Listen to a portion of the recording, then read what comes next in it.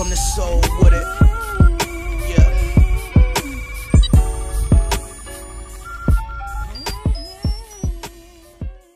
Let's also be honest. Tupac has had so much music put out, and a lot of it after his death, that he wasn't even a part of. That is not good. And because Pac's first album dropped in 1991, I think he put an album out like every year. Pac never stopped. There's a lot of albums of Tupac's early work that when you go song for song, while his messages are good, the songs aren't good. If we're having real talk. Now, he's got massive smashes, massive hits, and some classic albums. But because he put out so much material, it lowers the batting average a little bit. Versus B.I.G., who's only got 2 albums. A double album that's phenomenal, probably one of the best double albums ever. And then Ready to Die, which is a classic. But it's not that much material on B.I.G. to lower the batting average. There's not that much material, and B, Biggie is a rapper that we love. Bars. Tupac is like a religious figure to people. First of all, I had to just cut that off because I refuse to continue to listen to that garbage. Okay, so Hot 97 recently did a show where they was talking about Lil Spandex, whatever his name is. He made some comments about Tupac and how, Tupac, felt like he was born and all this other stuff. I'm not really too sure. I can't really quote the full, comment. But, Hot 97 was talking about it, and they were just talking about Tupac. I didn't even feel like that. I didn't even care about the comment because I don't even know who these new artists are. I don't even care about these new rappers. I think they said he was like a Caucasian or Latino or whatever he was. I really don't care. Like, it really doesn't. I don't even pay attention to him because I don't even listen to those type of artists. What really threw me for a loop, what I thought was just outrageous, was crazy, was EBRO's comments about Tupac Shakur in terms of if you go, song for song, a lot of Pac, on his albums, on Pac albums, a lot of songs, song for song, a lot of them aren't good. But you could do that with a lot of albums where a lot of songs aren't good. A lot of artists, Jay-Z, Kingdom Come, you could go with Kanye West, any artist. There's a lot of artists to where they have tons of albums where the album, people may feel like that album is not as great as the last project, or it may not be as great as the next project that they do. I compare the analogy that I like to use is, like they say, oh, we want Lauryn Hill to make another classic album like The Miseducation of this. I say it's like a partner asking you to make love to you like you did the first time, like, or love me the way you did when we first met. It's just not going to happen. You can't recreate those moments, those great times, that energy that was, created during that time. So you could go through any album, almost any album in history, and you'll see that you go song for song, a lot of them aren't as good, but Tupac is a legend, immortal, his name, his legacy will never die. Even now he's being talked about. Tupac is more relevant than any artist. Like Kanye West said, there will never be another rapper greater than Tupac Shakur. I mean, you got Justin Bieber, Madonna, Miley Cyrus, all these people wearing Tupac shirts, bandanas. You got Rihanna with Thug Life tattoos, constantly quoting Tupac. I mean, the guy is immortal. You got artists wearing their bandanas like Tupac. Like, he will never die. The greatest rapper to ever live. So, and for me, I felt like one of Tupac's most underrated albums was Better Days. Now, a lot of people don't even understand. Like, I've sat down with my cousin and play him material from Tupac, and he'd be like, whoa, and he was like, I never heard that song before. That's a great song. Like, I can go through a lot of songs. The reason that you may not feel that way about Better Days because it was like quantity over quality.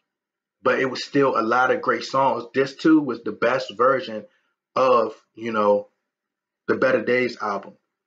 And, for me, I felt if they would have limited to like 10, 11 songs, the album would have been great. Just like 7-Day Theory was limited to like 7 to 8. I think it was like, no, I'm sorry, it's like 10 to 12 songs. But it was a classic.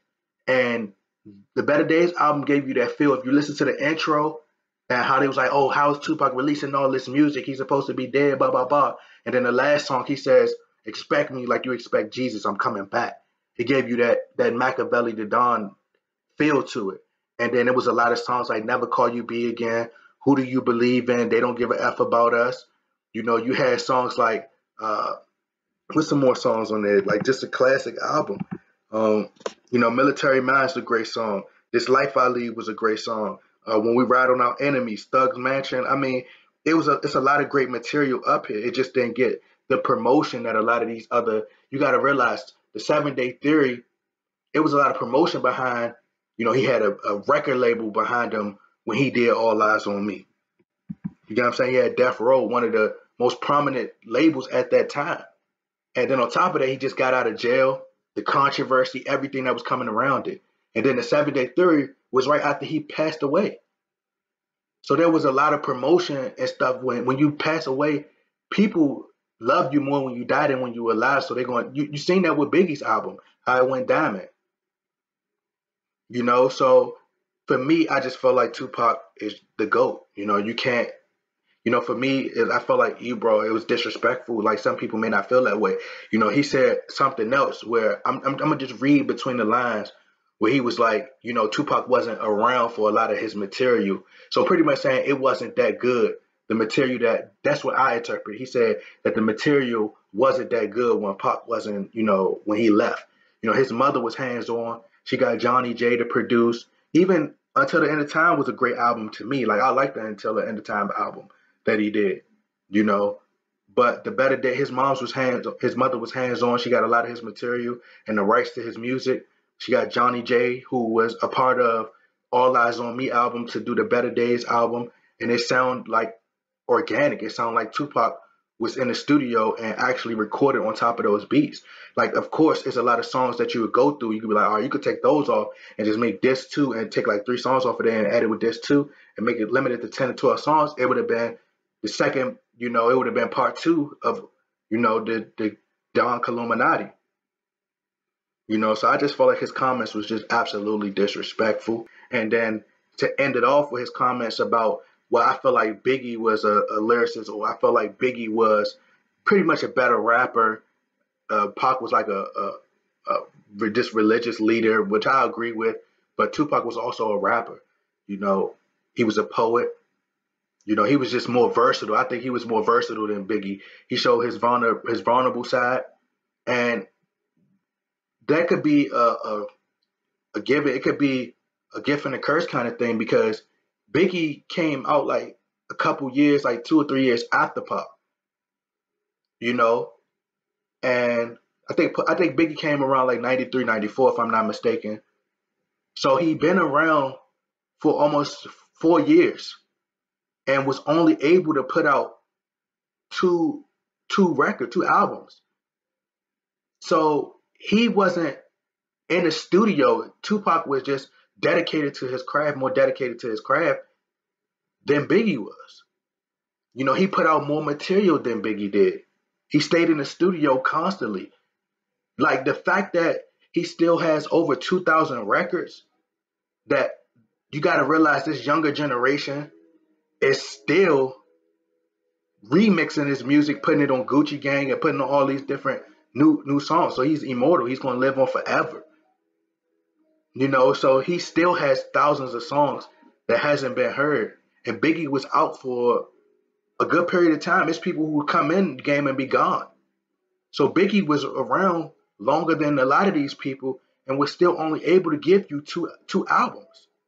So what does that say about how great of an artist Tupac was? He put a lot of time into his craft. He had the passion. He loved what he does. I felt like the album Better Days to me was I give it an 8.5 out of 10. The only reason I wouldn't give it a 10 because I felt like they could have shortened it a little bit more. But other than that, it was a great album. And it was more good. It was more good songs on there than bad. I think people need to go listen to it. I challenge you to go listen to. They don't give a f about us when you talk about the Illuminati and was talking about different social issues and that we go through that we face. It was a remake of Michael Jackson. They don't care about us. And then you go listen to songs like "I'll Never Call You B Again." Listen to the message and compare that to today's generation. I challenge you. I'm D. Allen Rex. Thank you guys for taking the time to listen to me. Somebody need to knock Ebro upside his head because it was ultimately disrespectful. But I'm out.